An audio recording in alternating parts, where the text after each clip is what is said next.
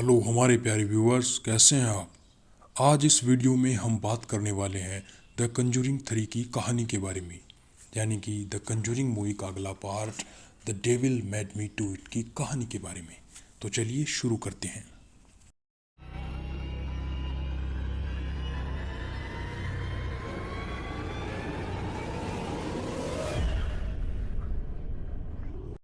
इस कहानी की शुरुआत 1980 के अंदर हुई थी, जहां एड और लॉरेन वॉरेन अपने एक नए केस पर काम कर रहे थे, जहां एक शख्स जो है वो अपने ही लैंडलॉर्ड का कत्ल कर देता है। और जब उससे कोर्ट में ले जाया जाता है तो वहाँ वो इतना ही कहता है कि मुझसे ये शैतान ने करवाया था, और उस शख्स का नाम अर्नी होता है। और यही फिल्म के ट्रेलर में भी दिखाया गया है। ये कहानी इतनी भी सिंपल नहीं है जितनी सुनने में लग रही है। इस कहानी की असल में शुरुआत जो है वो 1980 के मिड में हुई थी, जहाँ ब्रुकलिन के एक शहर के अंदर एक फैमिली रहने को आती है। इस फैमिली में 4 लोग थे, पति पत्नी और उनका एक बेटा और उनकी एक बेटी। बेटे का नाम डेविड था, जो लगभग 11 साल का था। ये कहानी उसी से शुरू होती है। जब डेविड पहली बार उस घर में आया था, तभी से उसके साथ कुछ अजीबोगरीब घटनाएं होना स्टार्ट हो जाती है। जब डेविड रात में सो रहा होता है तो उसे ऐसा महसूस होता है कि उसके कमरे में कोई है, यानी कि उसे किसी के चलने की आवाज़ आती है। और कभी कभी उसे लगता है कि जैसे किसी ने दरवाज़ा भी खटखटाया हो। एक दिन जब डेविड घर में रात के समय सो रहा था तो वो अचानक से जाग जाता है और बुरी तरह से चिल्लाने लगता है। जब उसके माँ बाप और उसकी बहन उसके कमरे के अंदर आते हैं और उसको देखते हैं तो वो बहुत ज़्यादा डरा हुआ था और वो अपने बेड पर बैठा रो रहा था।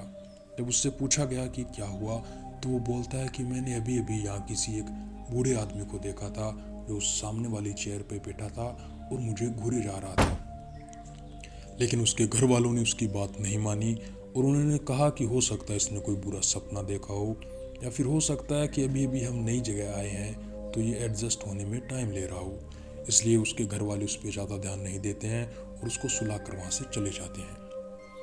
अब डेविड के साथ ये होता है कि वो जब जिन चीज़ों को वो रात में देखता था, अब धीरे धीरे वो सारी चीज़ें उसे दिन में भी दिखाई देने लगी। वो दिन में भी अपने घर में डरा डरा रहता, डरा सहमा अलग ही अपने कमरे में या घर से बाहर चुपचाप बैठा रहता। उसके माँ बाप को लगा कि हो सकता है इसे कोई बीमारी हो गई हो, तो उन्होंने उसको डॉक्टर को भी दिखाया। लेकिन इन सब चीज़ों से कोई भी फायदा नहीं हुआ। फिर ये हुआ कि जो डेविड है अब वो रात में और ज़्यादा चिल्लाने लगा और वो बार बार कहने लगा कि कोई है जो मुझे अपने साथ ले जाना चाहता है। तो उसके माँ बाप ने थक हार कर पास के ही एक चर्च से एक प्रिस्ट को बुलाया और ये सारी कहानी बताई। तो उस प्रिस्ट ने वहाँ पर प्रार्थना की और कुछ रिचुअल परफॉर्म किए ताकि उस घर का शुद्धिकरण हो सके। कुछ दिनों तक तो सब कुछ ठीक रहा, डेविड आराम से रहने लगा। लेकिन थोड़े दिन बाद डेविड की हालत और ज़्यादा बिगड़ जाती है। अब वो रात में अलग अलग आवाज़ों में चिल्लाने लगता है, अलग अलग आवाज़ों में बातें करने लगता है, और वो सारा दिन रोता रहता और अपने ही कमरे में बैठा रहता और कभी शीशे की तरफ तो कभी खिड़की से बाहर बस झांकते रहता। और उसके बाद कुछ दिनों बाद ये हुआ कि जो उसकी बड़ी बहन थी डेवी, उसने सोचा कि हो सकता है कि डेविड है वो अकेले रहने की वजह से या इतने दिनों से जो परेशानी वो झेल रहा है उसकी वजह से उसकी आदत बन गई हो ये सब करने की। तो उसने अपने मंगेतर को भी बुला लिया ताकि हो सकता है डेविड अगर किसी नए लोगों से मिलेगा तो उसकी जो व्यवहार है उसमें थोड़ा परिवर्तन आ जाए। डेवी का मंगेतर भी उनके घर में रहने को आ जाता है, जिसका नाम अर्नी था। और ये कहानी अर्नी पे ही बेस होने वाली है। कुछ दिनों बाद जब डेविड की हालत और ज़्यादा बिगड़ने लगती है तो उसके घर वाले एड और लॉरेन को इसके बारे में सूचना देते हैं।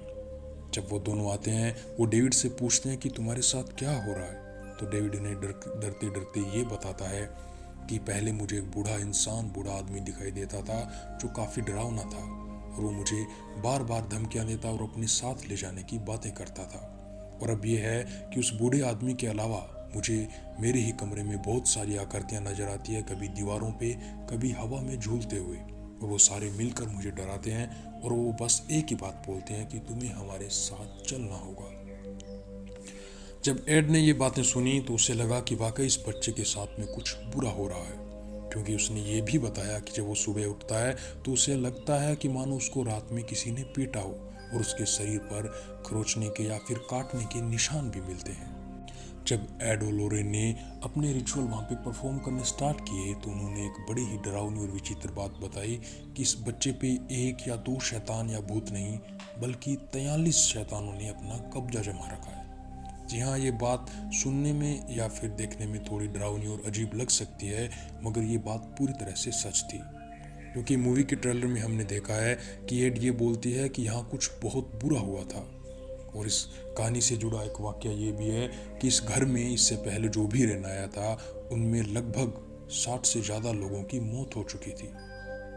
तो ये बात हो सकती है कि उस बच्चे पे वाकई बहुत सारे शैतानों ने या भूतों ने अपना कब्जा जमा रखा हो।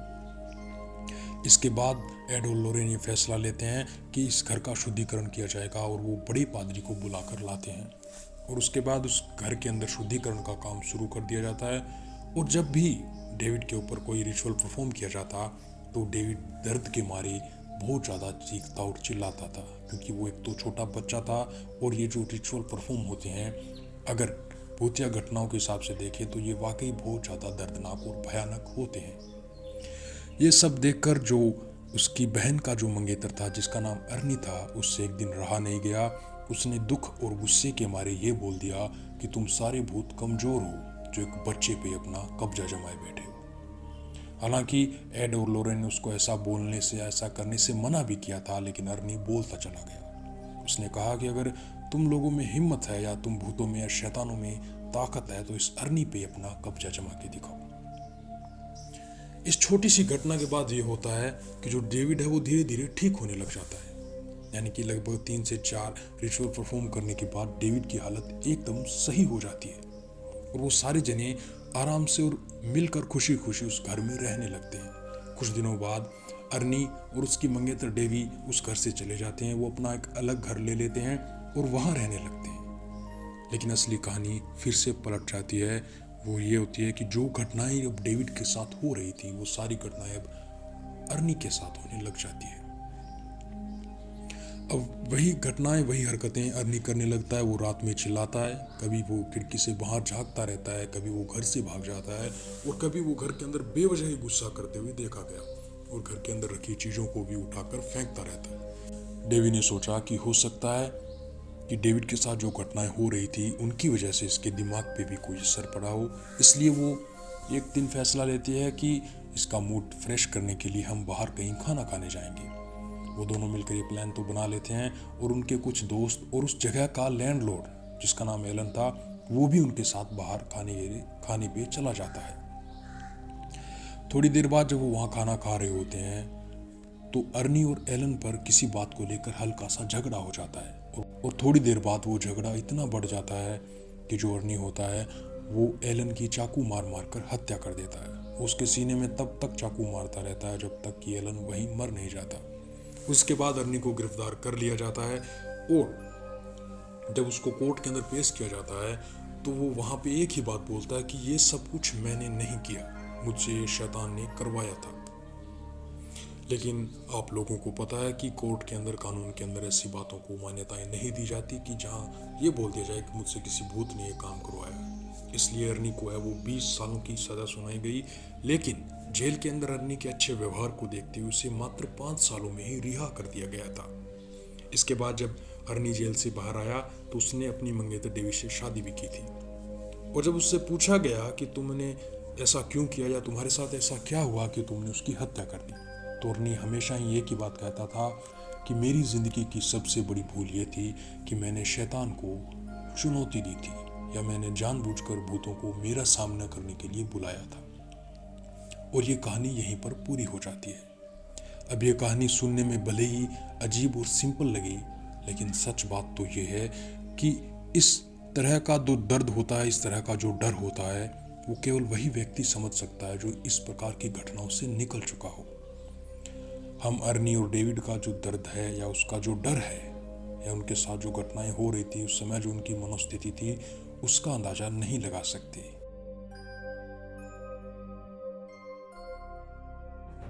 हमें उम्मीद है कि आज का हमारा यह एपिसोड आपको जरूर पसंद आया होगा। हम इसी तरह के और मिस्टीरियस कंटेंट लाते रहते हैं और कुछ ऐसे रहस्य भी जिन्हें देखना अब तक बाकी है। आपसे कहना चाहेंगे कि अगर आप इन सबको देखना चाहते हैं तो प्लीज़ हमारे साथ जुड़ जाएं, चैनल को सब्सक्राइब करके वो बेल आइकन भी दबा लें। अब हम आपसे मिलते हैं अगले वीडियो में, तब तक अपना ख्याल रखना। गुड बाय, जय हिंद।